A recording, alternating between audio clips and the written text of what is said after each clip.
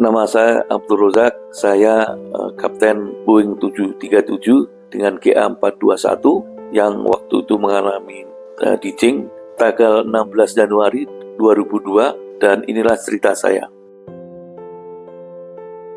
Tahun berapa awal masuk Garuda?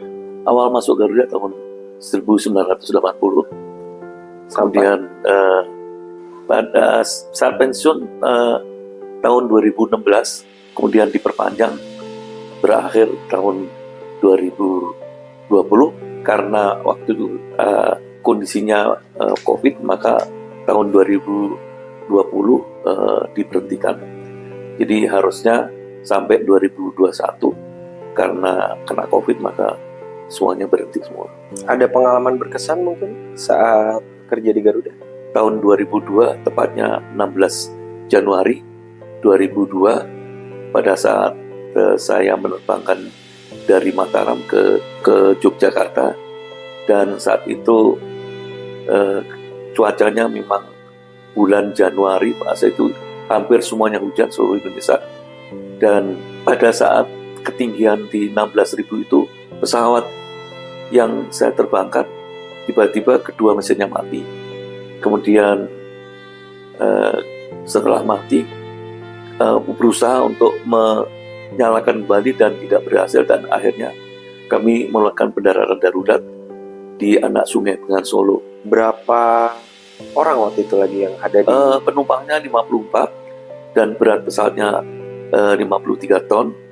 Bisa dibayangkan saat itu saya sudah sudah tidak ada harapan hidup karena kedua-duanya mesin mati, dan saat itu kita hanya berpikir, marilah kita, akhirnya saya berdua dengan co-pilot saya untuk berdoa karena memang kondisinya memang sudah nggak mungkin hidup, dan Allah Maha mendengar doanya.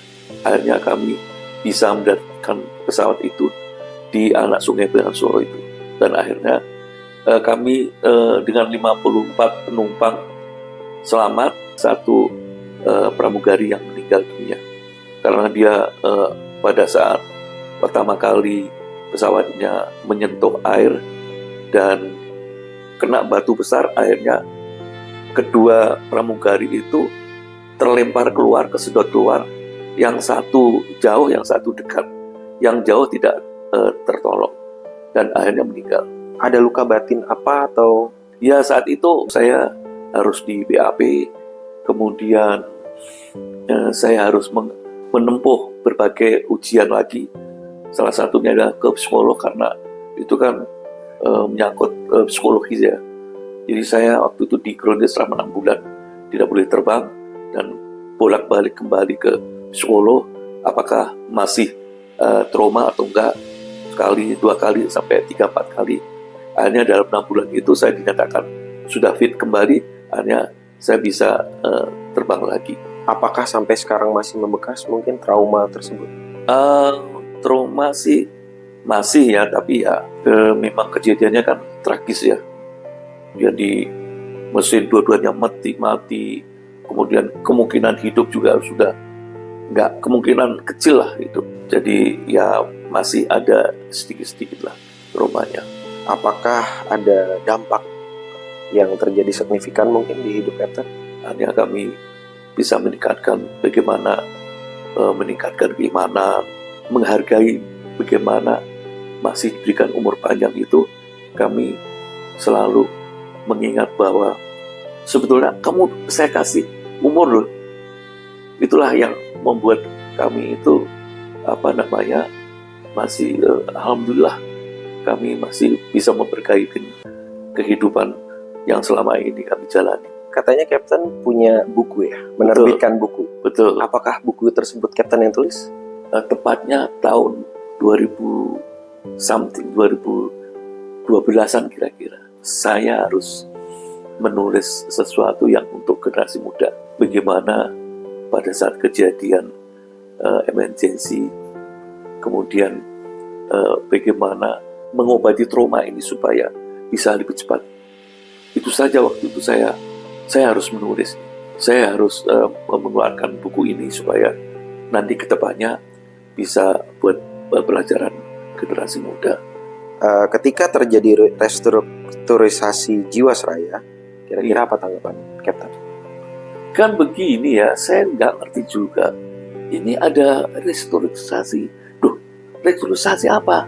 Bahwa pegawai BUMN itu sudah setuju 90%.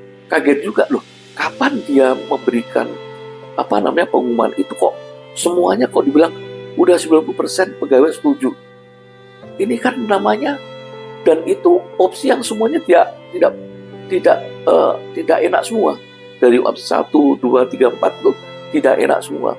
Dan pada itu saya ambil opsi 4. Karena ini ini kan hasil duit kami sendiri ya. Kemudian kita kumpulin sekian puluh tahun. Saya terbang totalnya hampir 39 tahun ya. Jadi ini kan sesuatu yang didolimin ya. Benar-benar dolim nih. Bahwa sesungguhnya pada saat kita MOU pertama itu seumur hidup, tahu-tahu sekarang itu di restrukturisasi sehingga terbatas dengan waktu. Saya berakhir untuk pensiun ini 2030. Jadi sepertinya itu Jiwasraya IFG Life itu udah tahu ini umurnya kira-kira 7 tahun lagi udah mati lagi. Sekali lagi ini adalah perbuatan yang dolim, saya bilang. Kami ini didolimi. Ya mudah-mudahan kedepannya kita harapkan bisa lebih baik ya. Kalau caranya kayak gini itu kan sepihak ya.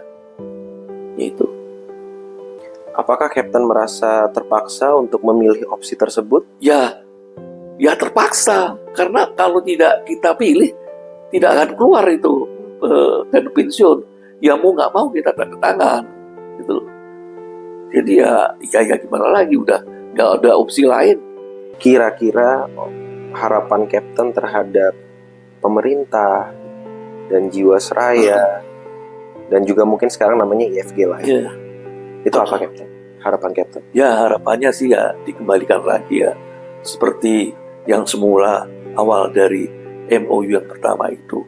MOU yang pertama itu kan kita kedua belah pihak itu kan sudah sama-sama tanda tangan bahwa pensiun ini seumur hidup.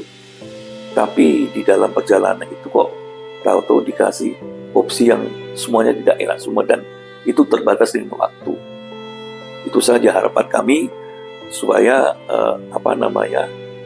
ini dikembalikan semula seumur hidup.